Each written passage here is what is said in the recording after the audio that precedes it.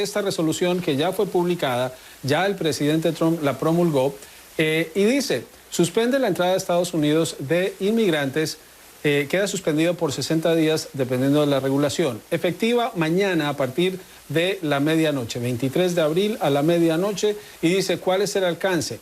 Las personas que quedan excluidas por este decreto que acaba de promulgar el presidente Trump están fuera de los Estados Unidos a partir de esa fecha.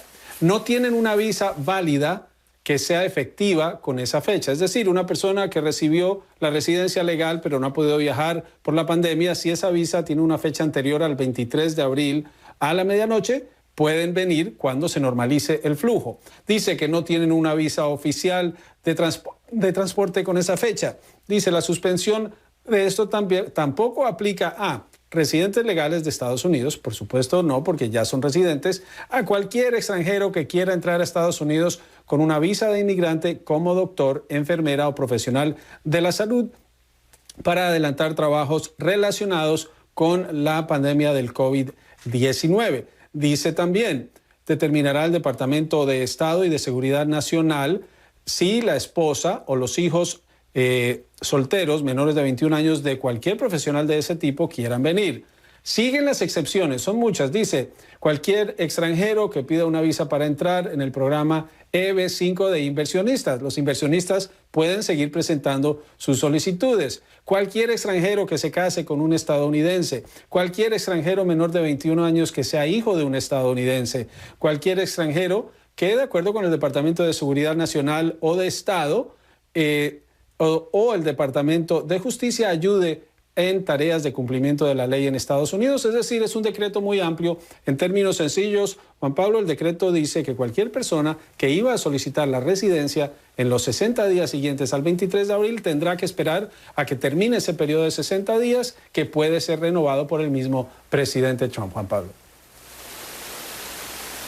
Juan Carlos, ¿se esperaba un alcance más limitado, más restricciones, o finalmente es lo que se esperaba tras aquel primer tuit en el que hablaba de toda inmigración? Cuando vimos ese primer tuit y lo hablamos, la reacción fue de prohibir la inmigración, eso, cerrar a Estados Unidos. Claro. De hecho, lo que sorprendía era que el presidente Trump prometía prohibir la inmigración y cerrar el país cuando el país está cerrado, porque por las restricciones de inmigración no hay trámites de visas, porque ni los consulados ni las dependencias que los procesan están funcionando. Ese alcance preocupó a muchos empresarios que reaccionaron indignados ante la posibilidad de que la mano de obra que necesitan no fuera a recibir permiso de ingreso. Y vinieron otros sectores y presiones.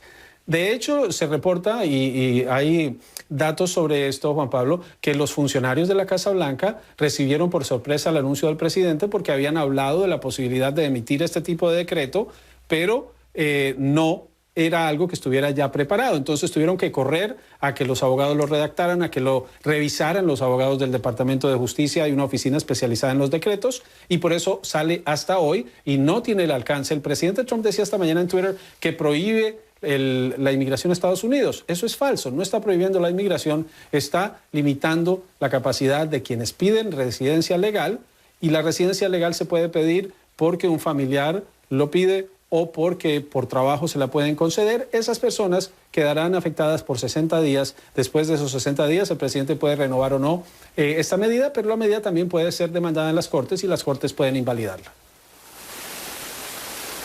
Juan Carlos, ¿hay posibilidad de que en el Poder Legislativo, sea Cámara de Representantes o el Senado, tiren para abajo el decreto de Trump, o es un decreto que no tiene que pasar por el Congreso, ni tampoco el Congreso tiene facultad para derribarlo?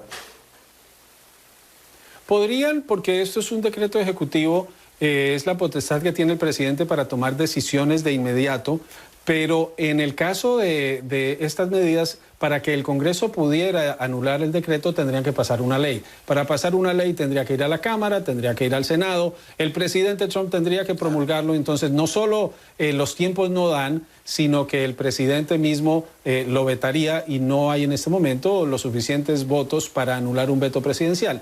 En este caso, la única forma en que el decreto presidencial puede quedar anulado es si es demandado, pero nuevamente iría a las Cortes y tendría que hacer todo su recorrido hasta la Corte Suprema. Te pongo un ejemplo. Acción diferida, el programa de Obama que benefició a casi 800,000 jóvenes en Estados Unidos, fue demandado, las Cortes lo han respaldado y otras lo han tumbado, sigue en vigor por fallos judiciales y se espera el fallo de la Corte Suprema de Justicia que puede ocurrir en cualquier momento, pero los tiempos dan para que esta prohibición, esta limitación a las residencias legales siga durante 60 días y que el presidente pueda decirle a su base que prohibió la inmigración, aunque no lo hizo.